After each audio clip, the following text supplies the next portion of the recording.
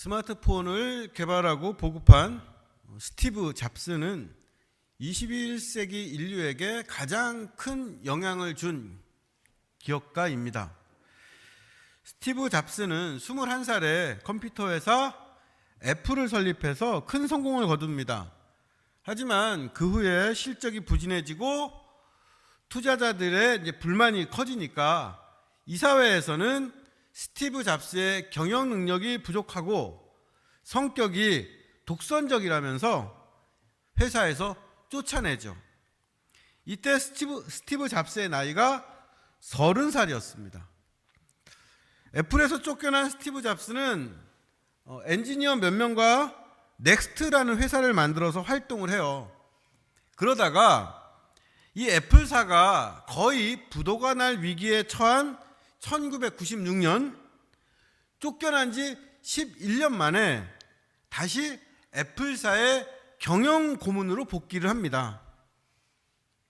나중에 스티브 잡스는 애플을 떠나 있었던 그 11년이 아이폰 같은 혁신적인 제품을 개발할 수 있는 아이디어와 경영 능력을 키운 시간이었지만 결코 반복하고 싶지 않은 슬프고 비참한 세월이었다고 회고합니다.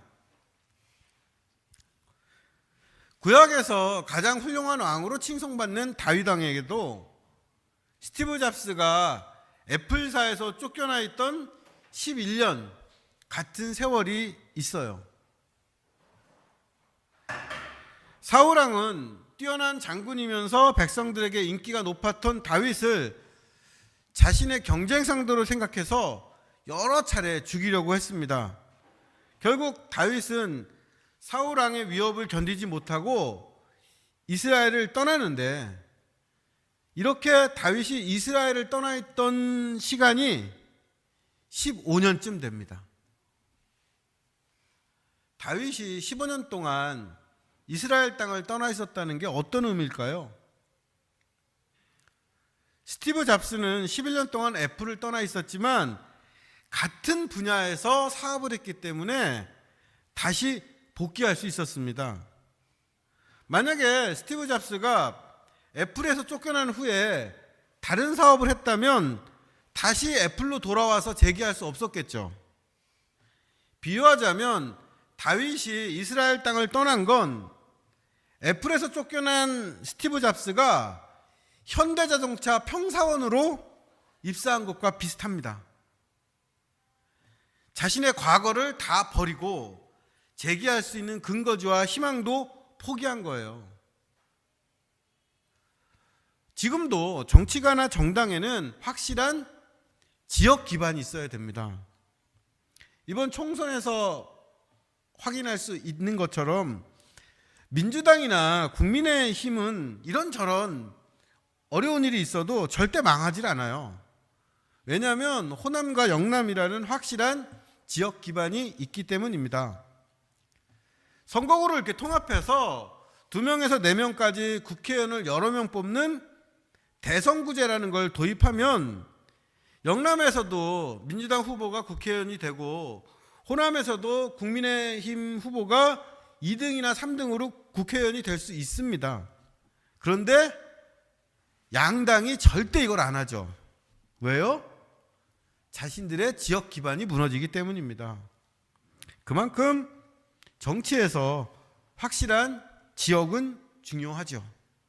하물며 다윗 시대에는 이 지역이라는 게 얼마나 중요했겠어요. 정치적으로 생각하면 다윗이 사울 왕에게 대항할 수 있는 가장 좋은 방법은 자기 고향인 베들레헴을 근거지로 삼아서 자기의 동족인 유대 지파를 모으는 겁니다. 어쨌든 지역을 확보해 놓으면 나중에라도 재기할 수 있는 희망이 생기기 때문이죠. 하지만 이런 경우에 이스라엘 백성들끼리 편을 갈라서 분쟁하게 되고 다윗은 하나님이 세우신 왕인 사울을 무너뜨리는 반역자가 됩니다. 다윗은 사울 왕에게 대항해서 같은 민족끼리 죽고 죽이는 전쟁을 일으키는 것보다 차라리 내가 포기하자, 내가 이스라엘을 떠나자 이렇게 결심하고 이웃나라 블레셋으로 갑니다. 그리고 블레셋에서 15년을 보내죠. 다윗이 블레셋 땅에서 보낸 이 15년은 다윗 인생에서 가장 비참하고 막막하고 희망 없던 시절이었습니다. 그런데 한편으로 이 시기에 다윗은 하나님을 정말 절실하게 의지했고 하나님의 도우심을 경험했고 하나님과 가장 친밀했습니다. 다윗이 쓴 시편 중에도 이때 썼던 작품이 가장 많아요. 다윗이 블레셋 땅에 있었던 일을 기록한 것이 사무엘상 21장에서 30장입니다. 5월에는 블레셋에서 라는 제목으로 이 부분들을 중심으로 해서 4편의 설교를 하려고 해요. 다윗이 블레셋 땅에서 겪었던 그 사건들을 통해서 믿음과 소망과 사랑이 우리 삶에서 어떻게 현실이 되는지 확인하고 또 은혜 받는 시간이 되기를 바랍니다. 오늘은 그 첫 번째 시간이죠. 구약에서 이스라엘과 가장 자주 싸운 그 앙숙이 블레셋입니다. 블레셋은 5개의 큰 도시가 하나의 국가를 이룬 도시국가예요.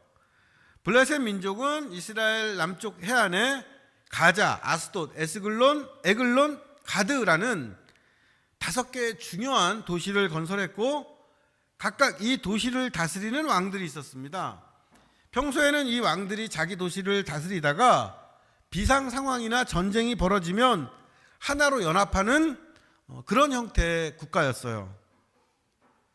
참고로 지금 이스라엘 하마스 전쟁 때문에 국제 뉴스에 자주 나오는 가자 지구가 바로 블레셋이 건설한 5도시 중에 하나인 가자입니다. 다윗이 이스라엘을 떠나서 찾아간 곳은 블레셋 5도시 중에 하나인 가드였고 그때 이곳을 다스렸던 왕의 이름이 아기스였습니다. 다윗이 블레셋으로 이렇게 도망갔을 때 이 사울이 거의 정신분열 수준으로 다윗을 미워했어요.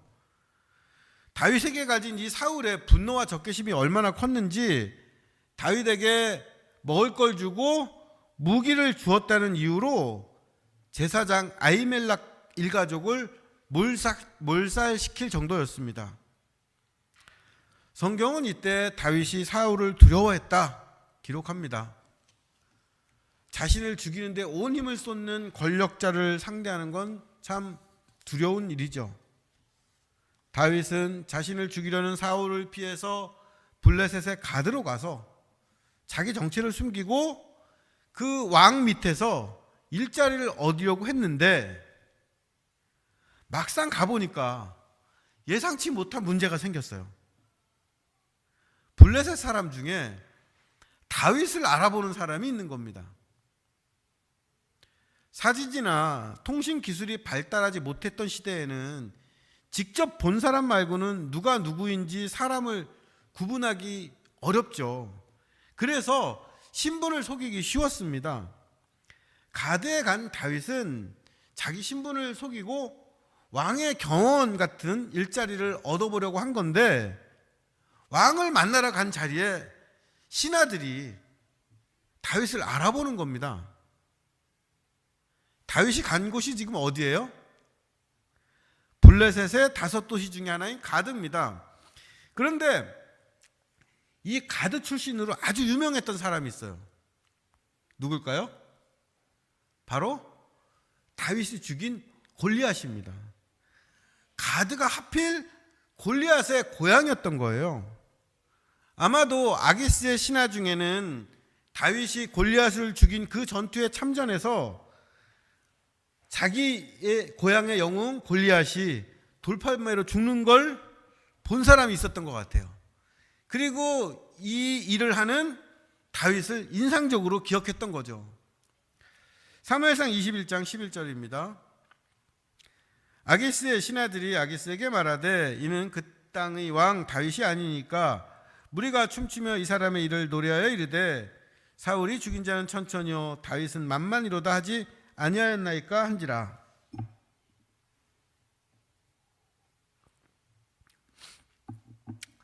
다윗이 누구인지 알아본 신하들은 왕에게 이제 다윗의 정체에 대해서 말하죠. 그런데 이때 아기스의 신하들이 다윗을 뭐라고 불러요? 그 땅의 왕이라고 합니다. 이스라엘의 왕은 사울이지 다윗이 아닙니다. 하지만 블레셋 사람들이 보기엔 이스라엘 왕이 다윗이었던 거예요. 그만큼 다윗의 존재감이 컸습니다. 아기스의 신하들은 다윗을 이스라엘의 왕이라고 하면서 이스라엘 백성들이 다윗을 찬양했던 그 노래를 전합니다. 사울이 죽인 사람은 천천히요 다윗은 만만이란 노래입니다.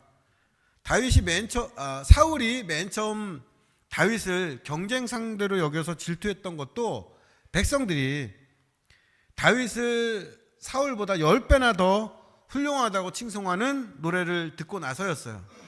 그런데 이 노래가 블레셋에도 알려져 있던 겁니다. 아기스의 신하들이 다윗이 가장 잘 나갔던 시절에 있었던 일을 왕에게 전합니다. 이거를 엿들으면서 다윗이 무슨 생각을 했겠습니까? 개척교회 하는 목사님이 계세요. 이분 교회 재정이 어려워져서 이제 큰 교회에 후원을 받으려고 찾아갔습니다. 다행히 그 교회에 자기 신학교 후배가 부목사로 있어서 이 담임 목사님과 이렇게 면담 자리가 마련이 되었어요.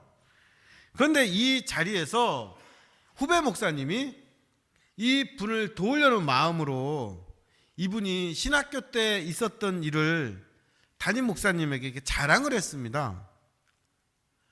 신학교를 1등으로 졸업했고 신학생 설교대에 나가서 상을 탔고 졸업할 때는 최우수 논문을 받았다, 이런 얘기였습니다. 그런데 이 얘기를 다 듣고 나서 담임 목사님이 하시는 말씀이, 그러니까 신학교 때 공부 잘하는 거 아무 소용없어. 신학교 때 공부 잘해봐야 목회에 도움이 안 돼요.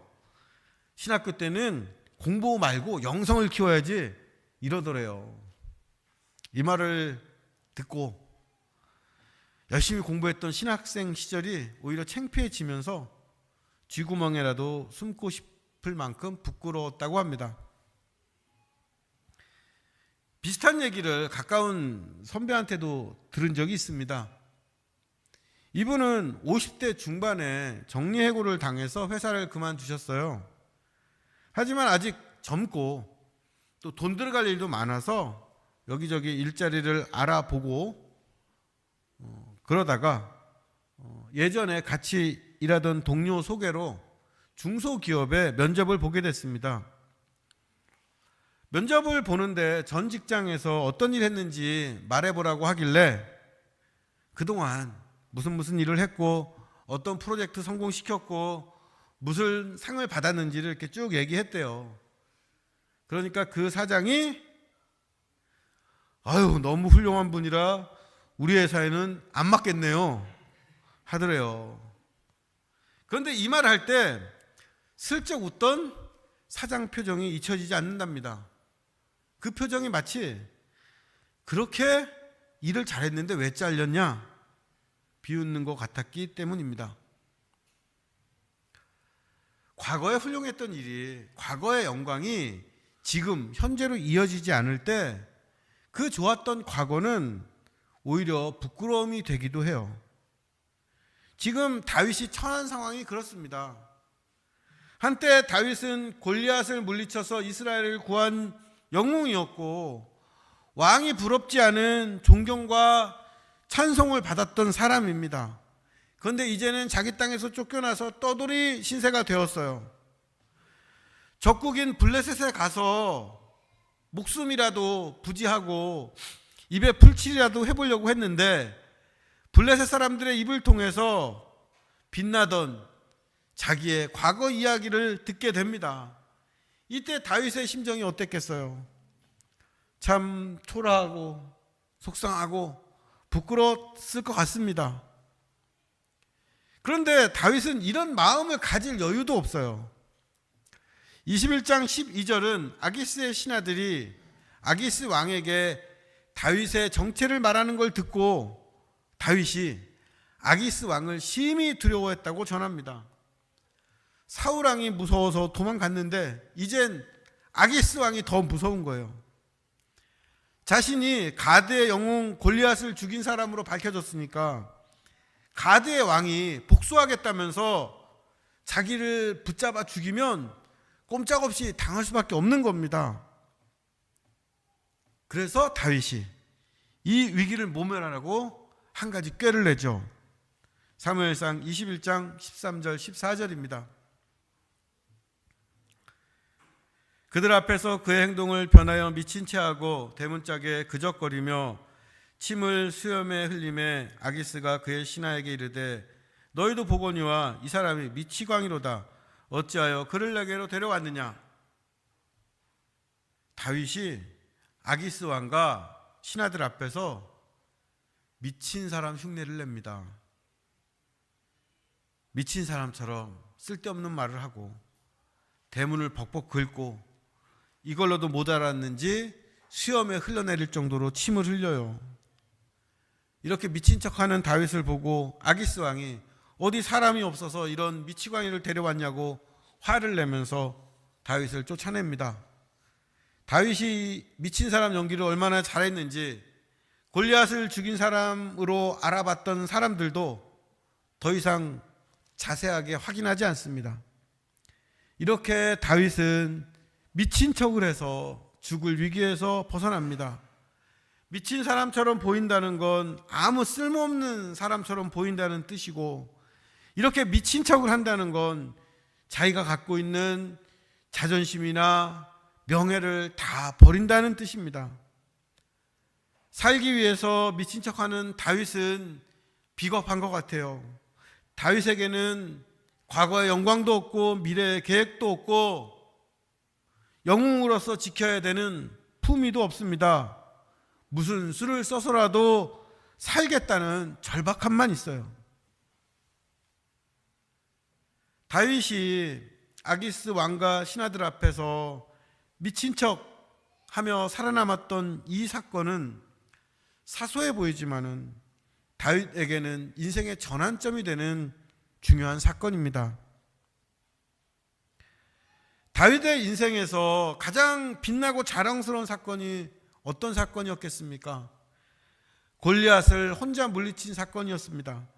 그런데 그 자랑스러운 과거가 오히려 자신의 목숨을 위태롭게 했습니다. 다윗은 온 백성의 칭송을 받았던 이스라엘을 대표했던 인재였는데 지금은 미친 사람 흉내를 내는 처지가 됐어요. 이렇게 과거는 철저하게 과거에 자신이 가졌던 영광을 빼앗기고 자랑할 것이 하나도 남지 않은 무기력한 사람이 됩니다. 다윗이 이때 일을 기억하면서 쓴 시편이 두 편이 있어요. 시편 34편과 시편 56편입니다. 시편 34편에는 다윗이 아비멜렉 앞에서 미친 채 하다가 쫓겨나서 지은 시라는 설명이 있고, 시편 56편에는 다윗이 가드에서 블레셋인에게 잡힐 때라는 설명이 있습니다. 시편 34편은 이렇게 시작합니다. 내가 여호와를 항상 송축하며 내 입술로 항상 주를 찬양하리로다. 내 영혼이 여호와를 자랑하리니 공고한 자들이 이를 듣고 기뻐하리로다. 나와 함께 여호와를 광대하시다 하며 함께 그의 이름을 높이세. 미친 척해서 겨우 목숨을 건졌지만 다윗은 그 하나님을 항상 송축하고 항상 찬송합니다. 자신의 비참함 때문에 하나님을 원망하지 않아요. 다윗이 미친 척해서 살아남았다는 얘기를 듣고 어떤 사람은 꼭 그렇게 해서라도 살아남아야 돼 비웃을 테고, 또 어떤 사람은 그렇게 목숨을 건진 다윗을 불쌍히 여기겠지만, 다윗이 이렇게 살아남았다는 얘기에 위로받고 기뻐할 사람들이 있습니다. 다윗처럼 이 세상에서 위기를 겪으면서 겨우겨우 살아가는 사람들, 곤고한 사람들입니다. 다윗은 이러한 곤고한 사람들에게 미친 척을 해서라도 살아남은 자신의 이야기가 기쁨이 될 거라고 여기고, 이렇게 곤고한 사람들과 함께 기뻐하며 함께 하나님은 광대하시다 찬양하며 하나님의 이름을 높일 수 있을 것이라고 소망합니다. 같은 사건을 배경으로 하는 시편 56편에서는 다윗이 이렇게 노래해요. 시편 56편 8절입니다. 나의 방황을 주님께서 헤아리시고 내가 흘린 눈물을 주님의 가죽부대에 담아두십시오. 이 사정이 주님의 책에 기록되어 있지 않습니까? 다윗은 자신이 쫓겨나 떠돌아다녔던 그 날들과 살기 위해서 자존심과 명예를 버리고 흘렸던 그 눈물을 하나님께서 헤아리시며 담아두시고 기록하신다 믿습니다. 미친 척해서 목숨 건진 일은 자랑할 일도 추억할 만한 좋은 일도 아닙니다. 하지만 다윗은 자신의 공경을 알고 계신 하나님이 있어서 그 시절이 결코 헛되지 않을 거라고 믿고 기도합니다. 다윗이 미친 척해서 목숨을 건진 그 다음에 썼던 이 시편들은 이 사건이 다윗의 신앙이나 인격을 파괴하지 못했다는 것을 알려줍니다. 오히려 이 사건을 통해서 다윗은 더 강해졌고 성숙해졌고 하나님과 고난받는 사람들을 더욱 사랑하게 되었습니다. 미래를 알 수 없는 두려움과 과거를 모두 부정당하는 공경에서도, 자존심이 땅바닥에 떨어지는 현재에서도 다윗은 끝이라는 생각을 하지 않습니다. 가드에서 겨우 목숨을 건진 다윗은 아둘람이라는 곳으로 도망을 가요. 아둘람은 석회암굴이 많아서 숨어있기 좋은 곳입니다. 거기서 어떤 일이 일어났을까요? 오늘 본문 바로 뒷부분입니다. 사무엘상 22장 1절 2절입니다. 그러므로 다윗이 그곳을 떠나 아둘람 굴로 도망하매 그의 형제와 아버지의 온 집이 듣고 그리로 내려가서 그에게 이르렀고, 환난당한 모든 자와 빚진 모든 자와 마음이 원통한 자가 다 그에게로 모였고, 그는 그들의 우두머리가 되었는데 그와 함께한 자가 400명 가량이었더라.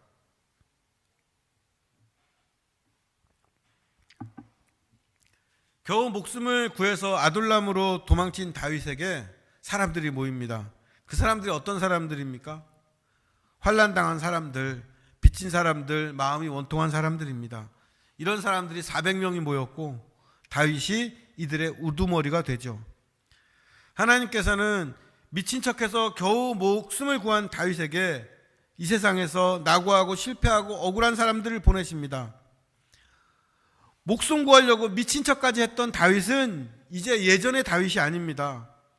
성공과 영광 속에 있는 과거의 자신을 완전히 버리고 이 세상에서 실패한 사람들을 정말로 이해할 수 있는 사람, 이 사람들을 자기 자신처럼 사랑할 수 있는 사람이 되었습니다. 하나님께서는 이런 다윗을 그 시대에 어렵고 비참하고 갈 곳 없는 사람들의 지도자로 삼으셨고, 다윗과 아둘람에 모인 이 400명은 그 후에 새로운 이스라엘의 토대가 됩니다. 살다 보면 그 전에 생각하지도 못했던 일을 겪을 때가 있죠. 블레셋의 가드왕에게 갔을 때 다윗은 두렵고 조마조마했고 하루하루가 위태로웠습니다.